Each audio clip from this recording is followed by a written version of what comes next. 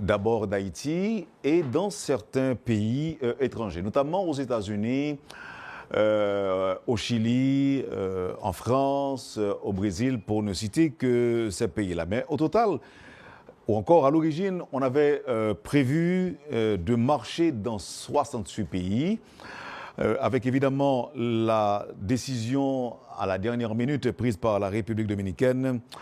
L'évêque Grégory Toussaint pouvait donc compter sur des marches à travers 67 pays de la planète. Et aujourd'hui, quelques heures après, d'aucuns sont unanimes à parler de réussite de ce gigantesque mouvement Souffle pour Haïti. Grégory Toussaint est le promoteur de ce mouvement. C'est notre invité ce matin. Et c'est avec plaisir qu'on l'accueille sur le plateau de la rubrique Le Point de Métropole. Pasteur Grégory Toussaint, bonjour et bienvenue sur Métropole. Merci d'accepter d'être avec nous. Bonjour Wendell, c'est un plaisir d'être avec vous. Merci pour l'invitation. C'est au terme d'une période, je dirais, de jeûne de 40 jours que vous avez organisé ce mouvement, je dirais, à travers le monde. Ouais, voilà. Au fait, nous sommes encore dans les 40 jours. Donc, on termine la semaine prochaine, Dieu voulant, donc le week-end, donc qui s'en vient. Donc, on termine. Donc, ça a été fait au cœur des 40 jours de jeûne et de prière. Est-ce qu'on prévoit un autre mouvement, une autre manifestation du même genre au terme réel, pour vous répéter, du jeûne? Eh bien, non, pour l'instant. Donc, comme on a dit, on a décidé de prendre l'initiative de faire cette marche parce que j'avais reçu ce message donc pendant le jeûne, donc pendant le temps de jeûne, donc la première semaine. Donc, j'ai reçu ce message vraiment de la part de Dieu. J'ai consulté tout d'abord mes collaborateurs immédiats et puis des collègues, n'est-ce pas, dans le ministère, etc., dans notre secteur. Et à partir de là, donc, on a décidé de lancer le projet. Donc, c'est vraiment un projet qui a été initié par Dieu lui-même. Donc, c'est peut-être difficile pour certains de comprendre cela, mais la Bible dit la sagesse de Dieu, c'est la folie de l'homme. Donc, nous suivons vraiment les directives de Dieu. Vous suivez les directives de Dieu. Alors, si je me fie au témoignage de plusieurs fidèles, vous aviez déjà l'habitude d'organiser ce jeûne de 40 jours. Et Dieu vous a demandé de modifier les choses cette année. Pourquoi? Oui, exactement. Donc, on a l'habitude de faire les jeûnes de 40 jours. Donc, c'est la 9e édition cette année. Mais c'est la première fois, c'est la toute première fois que j'ai reçu une directive de la part de Dieu d'organiser une marche à l'intérieur des 40 jours. Ça n'a pas été fait auparavant. Donc, en ce sens, c'était quelque chose de nouveau. Quelque chose de nouveau. Jusqu'où l'évêque peut parler de réussite? Eh bien, voilà, nous pouvons dire vraiment que c'était vraiment une réussite totale, dans la mesure où les gens sont sortis de partout, de tous les pays dans le monde. Et voilà, donc, écoute, il y avait des foules, donc à Miami, à Port-au-Prince, etc., au Cap-Haïtien. Mais moi, ce qui m'a touché, je dirais, c'est vraiment deux images m'ont vraiment touché. La première, c'était une femme handicapée, donc paralysée, donc elle n'avait pas de pied, mais elle a décidé de faire la marche. Donc elle avait des béquilles, mais elle a décidé de faire la marche sur des béquilles. Ah, ça, cela m'a interpellé. La deuxième image qui m'a interpellé, c'était l'image d'une femme en Caroline du Sud, là où elle vivait, elle n'avait personne, elle a décidé de marcher toute seule. Donc voilà, pour moi, il n'y a pas seulement la foule, mais cela nous montre comment il y a une soif d'un changement pour Haïti. Donc, je pense que c'est ce qui a interpellé les gens. Donc, cette marche a été organisée dans d'à peu près 3 semaines. Donc, c'est à peu près 3 semaines d'organisation. Donc, cela nous montre comment les gens vraiment ont soif d'un changement réel en Haïti. Donc, c'est la question que j'allais vous poser. La portée du mouvement est à la fois spirituelle et politique? Je dirais à la fois spirituel et civique.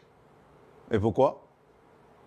Bon, moi, je ne suis pas dans le domaine politique, ce n'est pas mon domaine, mais par contre, en tant que citoyen, haïtien, donc je suis vraiment touché par la situation d'Haïti, et je crois qu'en tant qu'Haïtien, j'ai un devoir civique à l'égard de mon pays, que ce soit en Haïti ou à l'extérieur d'Haïti. Donc je dirais, en ce sens, c'est un mouvement spirituel et civique. Mhm. Donc le message est passé, mais aujourd'hui, est-ce qu'on peut parler de petites déceptions ou bien petits pincements au cœur quand on sait que que vous avez prévu de marcher ou encore d'inviter les gens à marcher dans 68 pays? Or, les autorités dominicaines n'ont pas accepté que cette marche se déroule chez elles. Quelle est donc votre réaction? Ah bon, c'est bien malheureux, comme on a dit. Donc les autorités de la République dominicaine avaient déjà autorisé cette marche. La police l'avait déjà autorisé. Donc la mairie l'avait déjà autorisé. On avait les papiers et voilà, vendredi. Et on a fait une conférence de presse. Mais il semble que l'attente en République dominicaine dans la communauté haïtienne, vraiment a mis le gouvernement dominicain en mode de panique. Mais si vous regardez les médias dominicains, le gouvernement dominicain a été sévèrement critiqué par les Dominicains. Donc vous allez suivre, et en ce sens, on pourrait parler d'une réussite en République dominicaine parce que vraiment, l'opinion publique vraiment a été partagée et reste encore partagée sur cette marche. Donc, il y avait il y a un quotidien qui s'appelle Listing Diario qui était pour. Donc, il y avait par contre OI, un autre quotidien qui était non, OI c'était pour du côté des Haïtiens et Listing Diario c'était du côté du gouvernement. Donc et là vraiment il y avait vraiment une déchirure au niveau non seulement des médias, de l'opinion publique. J'ai reçu pas mal de vidéos où des personnalités publiques, parmi lesquelles donc il y avait une sénatrice, il y avait d'autres personnes qui ont vraiment critiqué le gouvernement parce que ils ont dit voilà, ça c'est pas un signe, cela n'a pas envoyé un très bon signal dans le monde international en tant que pays démocratique. Donc en ce sens, on pourrait dire c'était quand même une réussite dans la mesure où on a pu arriver à vraiment déchirer ou encore diviser ou encore partager l'opinion publique. Et généralement, l'opinion publique est généralement monolithique. L'opinion publique est monolithique en République dominicaine contre les Haïtiens. Donc, c'est vraiment un peu pour la première fois que j'ai pu constater moi-même que l'opinion publique est partagée. Donc, il y a une partie, donc soit 50% en notre faveur et 50% en faveur du gouvernement. Donc, en ce sens, c'était bien. Il n'y a pas eu un manquement de la part de vos représentants en République dominicaine qui peut-être n'ont pas su démontrer le côté civique du mouvement? Non, c'était une décision politique. C'était une décision politique. Et je crois que le gouvernement dominicain ne s'attendait pas à recevoir autant de critiques de sa propre population. Donc, c'était une décision politique, mais c'était une décision politique mal pensée. À votre avis, pasteur, vous auriez fait sortir dans les rues combien de gens? Bon, mon équipe estime entre 500 000 à 1 million, mais ça dépend. Donc, bon, vraiment, c'est difficile de faire le décompte. Voilà, voilà. C'est Quels ce que sont, vous avez ciblé les capitales, quelques-unes des capitales parmi les plus importantes, telles que Paris. Vous étiez aussi à New York, à à Boston, à New Philadelphie. Jersey, à Washington. Donc voilà, donc Philadelphia, donc il y avait Ottawa, Montréal, donc vraiment donc plusieurs grandes capitales dans le monde. Mais je suis en train de regarder quelques images. Là, c'est des images de Port-au-Prince. Et là, pasteur, j'imagine qu'on est à plusieurs dizaines de milliers Mhm. seulement sur Port-au-Prince. Mhm. Ouais. Ouais, exactement. Donc, il y avait le Cap Haïtien également, il y avait Gonaïve. Donc à Gonaïve, bon, c'était un peu partout, à Jacmel, Hinche, donc les Ouganes, on a reçu toutes les images. Donc, Nord-Ouest, donc Bassin Bleu, j'ai vu, donc ils étaient un peu partout. Et même à l'intérieur de Port-au-Prince, vous avez donc à Carrefour, ils avaient leur propre marche, Bon Repos, il y avait leur propre marche. Et ce que vous regardez Hmm. ici au Champ de Mars, donc c'est seulement une partie de la population parce qu'on avait donc c'était trois branches, hein. Donc vous regardez l'une des branches ici.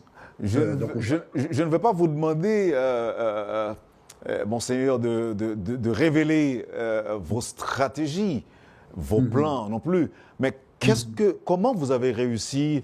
C'est vrai, si ce n'est pas le cas, vous me le direz. C'est vrai mhm. que j'ai appris que vous seriez à la tête de plus d'une trentaine d'églises. À Ouais, au fait, on est à 47 églises. Euh, 47. ouais, ouais, on est à 47 églises, donc à travers le monde. Définitivement, les églises, la présence, le fait qu'on avait déjà une présence dans ces grandes capitales à travers nos églises, donc cela nous a aidés. Donc voilà pourquoi on va prendre une décision, bon, presque à la dernière minute. C'est généralement quelque chose de cette envergure prendrait des mois, pour ne pas même dire des années. Mais le fait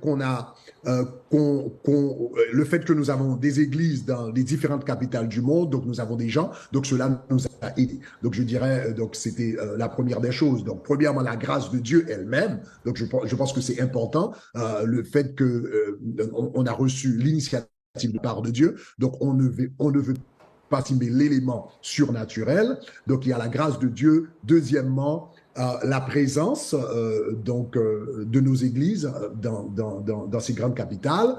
Et troisièmement, l'assistance des pasteurs. Vraiment là, les pasteurs ont vraiment, je dirais, surpris. Donc, il y a 933 pasteurs du secteur vraiment à supporter ce mouvement. Donc, 750 organisations de la société civile à participer. Donc, vraiment, c'était une grande, c'était vraiment je dirais pas une grande démonstration, mais ça a été fait dans l'unité. Donc, je pense que c'est une démonstration de l'unité et ça nous fait comprendre la puissance de l'unité, comment on peut faire de grandes choses en très peu de temps lorsqu'on s'unit. Donc, c'est un peu ça ce qu'on a vu hier. Très bien. 47 églises, 67 pays, plus de 700 organisations. Mhm. Et le titre, je dirais, de ce mouvement, c'est Souffle pour Haïti.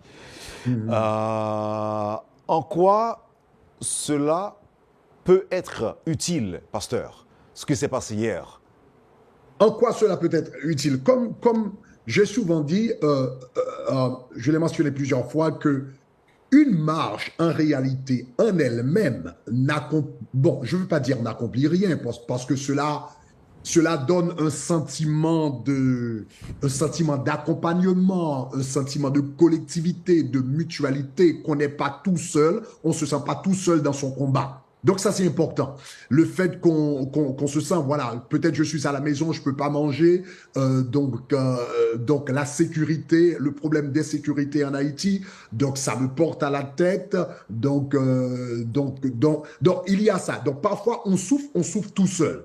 Donc quand on sort ensemble, donc il y a ce sentiment que je ne suis pas tout seul. Il y a des gens qui sont en train de vivre la même situation, il y a des gens qui me comprennent, donc il y a cet aspect. Mais sur le plan stratégique, je dirais, une marche, en réalité, ce qu'est, c'est une marche, c'est un levier de négociation. Donc cela veut dire, donc le grand travail, vraiment, se fait après la marche, c'est après la marche. Donc maintenant, on peut se rencontrer avec des leaders, les grands décideurs, donc je dirais politiques, à travers le monde et leur dire, voilà, vous avez vu la marche, vous avez vu les photos, donc donc quand moi, je pars, donc je suis en contact avec des sénateurs un peu partout, donc aux États-Unis, je suis en contact avec le gouvernement américain et d'autres gouvernements. Donc quand je vais leur parler plus tard pour leur dire, écoutez, c'est important de prêter attention aux cris des Haïtiens, donc leur montrer ces photos, ces vidéos, donc ça aide dans la négociation, donc pour dire que voilà, ce n'est pas juste le cri d'un pasteur ou d'un pasteur avec son église, mais il y a toute une population qui s'identifie donc à ce message et cela aide. C'est un petit peu comme Martin Luther King, quand il a fait sa marche en août 1963, pardon. Donc il a fait la grande marche, il a donné son discours I Have a Dream. Et juste après, donc il a eu une rencontre avec Kennedy pour lui dire, donc vous êtes obligé donc il faut que donc il s'est rencontré non seulement avec Kennedy, mais également avec le Congrès américain pour le dire, donc il faut accorder aux Noirs le droit de vote aux États-Unis.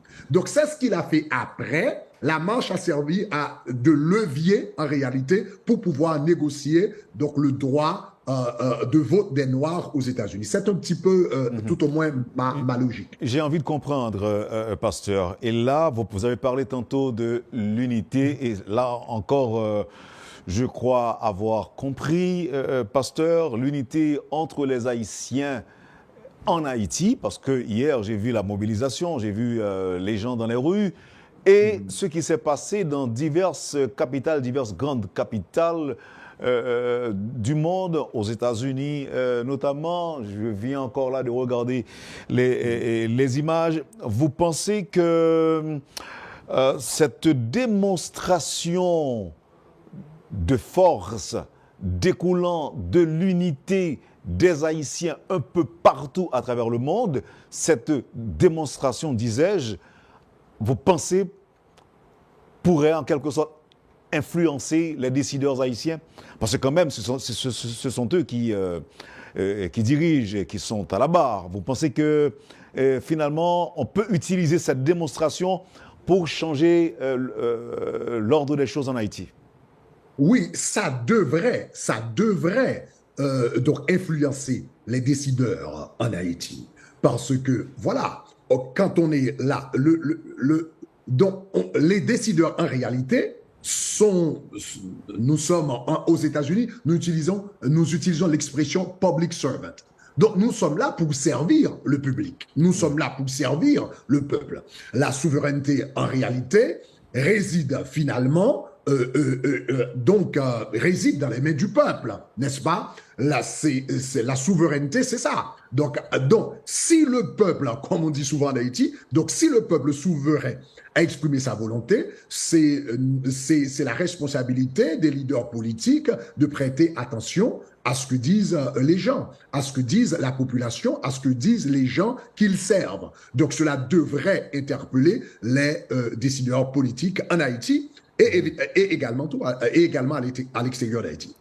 Sauf pour Haïti, là, c'est un pays, selon vous, c'est un pays qui est en passe d'être asphyxié, là, qui a besoin de respirer. C'est tout comme le cri de ce noir qu'on était en train Oui.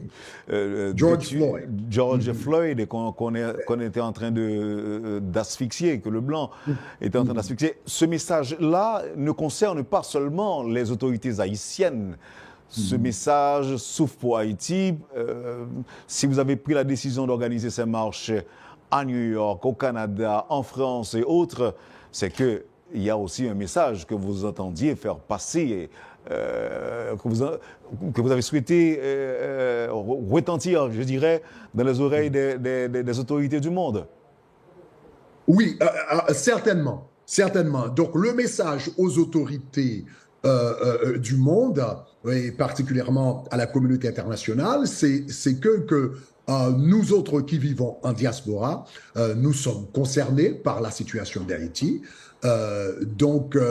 Et nous sommes conscients de notre force, particulièrement aux États-Unis. Donc, bon, je pourrais vous donner quelques chiffres. Par exemple, nous autres, nous avons quand même donc un ministère de médias, Radio-Télé Shekinah. Donc, quand nous, par exemple, nous autres, quand nous faisons nos 40 jours de jeûne, donc on n'a pas toutes les données pour cette année parce qu'on n'a pas encore terminé les 40 jours de jeûne pour l'année 2023, mais disons par exemple l'année 2022. Quand on a fait les 40 jours de jeûne, donc il y avait à peu près 5 millions de personnes qui avaient suivi à travers le monde entier. Donc, j'ai pas dit 5 millions de vues, hein, j'ai dit 5 millions de personnes. Donc, cela veut dire cela s'identifie par des adresses email uniques, donc sur YouTube. Donc, c'est ce qu'on appelle visiteurs uniques, n'est-ce pas? Donc, il y a eu à peu près 5 millions de personnes à travers le monde qui avaient suivi les 40 jours de jeûne. Parmi ces 5 millions de personnes, il y en avait 2 millions qui étaient aux États-Unis. 2 millions qui étaient aux États-Unis. Maintenant, selon le gouvernement américain, 61% des Haïtiens qui vivent aux États-Unis sont naturalisés ou encore sont américains. Donc, 61% sont naturalisés. Et pour nous autres, dans la grande famille Shekinah, nous avons fait notre sondage également et nous avons trouvé 70%. La raison, c'est parce que, bon, voilà, nous avons un ministère qui attire les jeunes, qui attire beaucoup de jeunes. Et beaucoup d'entre eux sont nés aux États-Unis ou bien ont grandi aux États-Unis. Donc, on a compris que c'est un peu plus élevé. Donc, si vous regardez, donc on parle de 70%. Donc, je pars seulement pour le ministère Shekinah. Hein. Donc, dans le ministère Shekinah, on parle de 2 millions de personnes qui suivent aux États-Unis. 2 millions d'Haïtiens, Haïtiens américains qui suivent aux États-Unis. Et 70% d'entre eux donc, peuvent voter. Donc, 2 millions d'Haïtiens, 70% d'entre eux peuvent voter. Cela veut dire que nous avons au moins seulement les gens qui sont connectés au ministère Shekinah. Nous regardons ici 1 400 000 Haïtiens qui peuvent élever leur voix, qui peuvent utiliser leur puissance de vote dans une élection. Donc voilà, il faut, dans les élections, donc il faut utiliser cette puissance. Donc, on a voulu quand même faire retentir ce message aux oreilles des autorités américaines pour leur dire que nous autres Haïtiens aux États-Unis, nous sommes capables de décider une élection présidentielle aux États-Unis. Si vous vous rappelez la dernière fois qu'il y avait la contestation entre George Bush et Al Gore, donc les élections ont été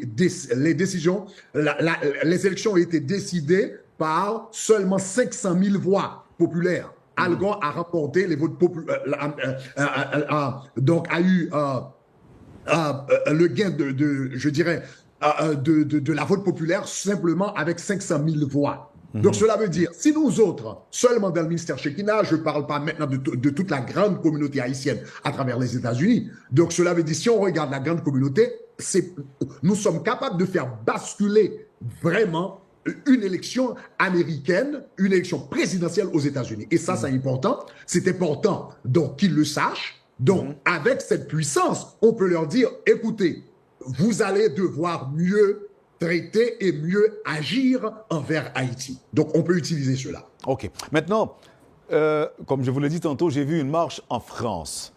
Ouais. À supposer que le président français regarde ce qui se passe chez lui à travers les rues, il pourrait par exemple lire « Sauf pour Haïti » et se demander, mais En fait, qu'est-ce qu'ils veulent, ces Haïtiens? Sauf pour Haïti, ça veut dire quoi?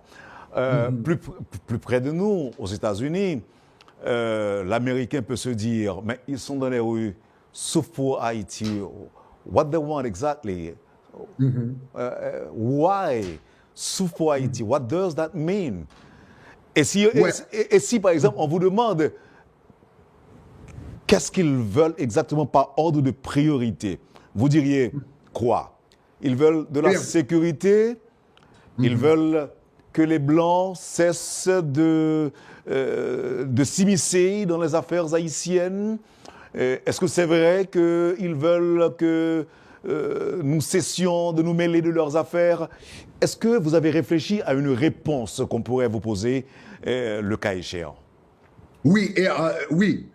Donc, sauf pour Haïti, c'était en réalité le thème global, ou encore ça, c'est l'aspect marketing des choses, n'est-ce pas? C'est là ou encore l'aspect communication des choses pour que donc le public puisse s'identifier au mouvement, mais on a des objectifs précis qu'on a communiqués aux autorités. Donc, nous avons quatre objectifs précis. Numéro 1, c'est que cette marche, c'était d'abord pour assumer notre responsabilité en tant que gens ordinaires. Maintenant, ça, c'est important. Généralement, quand on fait une marche, c'est pour vraiment mettre de la pression donc sur les autres.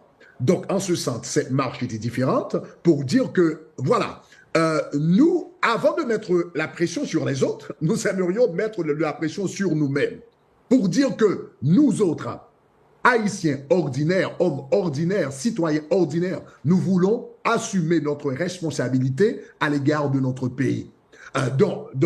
Et ça, c'est important parce que on sait que il y a les grands changements de la société se font quand les gens ordinaires assument leurs responsabilités. Vous regardez, par exemple, je veux dire, bon, on commence par exemple sur le plan spirituel.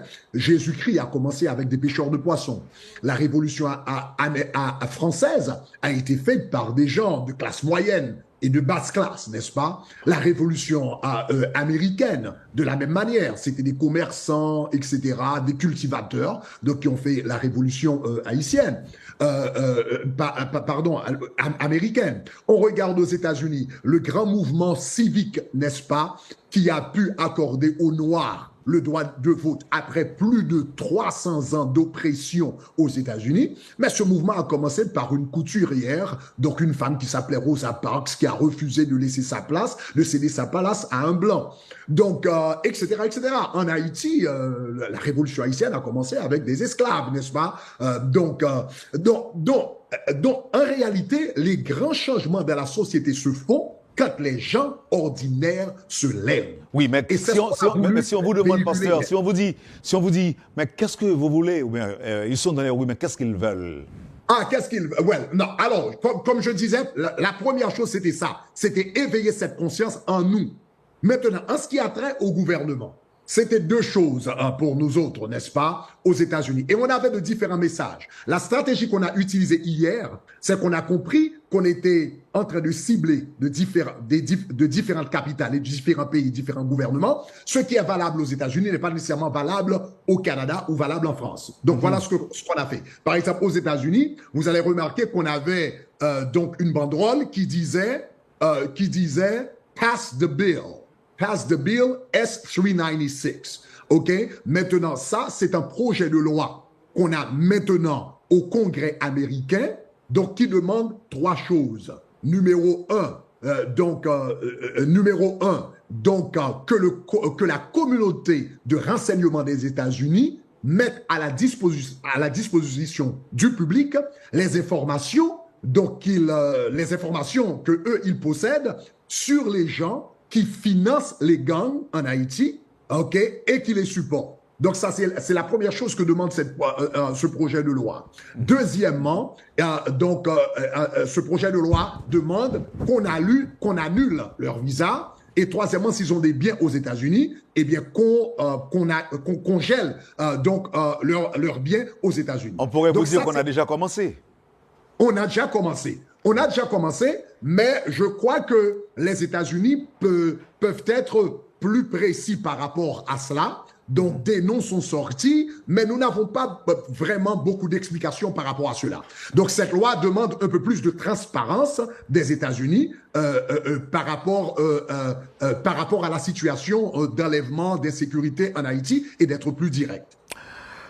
Pasteur Grégory Toussaint. Ça, c'est pour les États-Unis. D'accord. On va observer une pause et on revient tout de suite après pour d'autres questions. Évidemment, on n'aura pas beaucoup de temps à passer ensemble. Justement, on pourra vous poser quelques petites questions pour terminer. Merci encore une fois de votre disponibilité à Métropole et à tout de suite. Merci. Vous suivez, madame, monsieur, la rubrique Le Point de Radio et Télémétropole. L'évêque Grégory Toussaint, promoteur de cette grande marche qui s'est déroulée à travers le monde, à travers les différentes capitales du monde, hier, 9 juillet. C'est notre invité ce matin. Merci de l'intérêt et à tout de suite.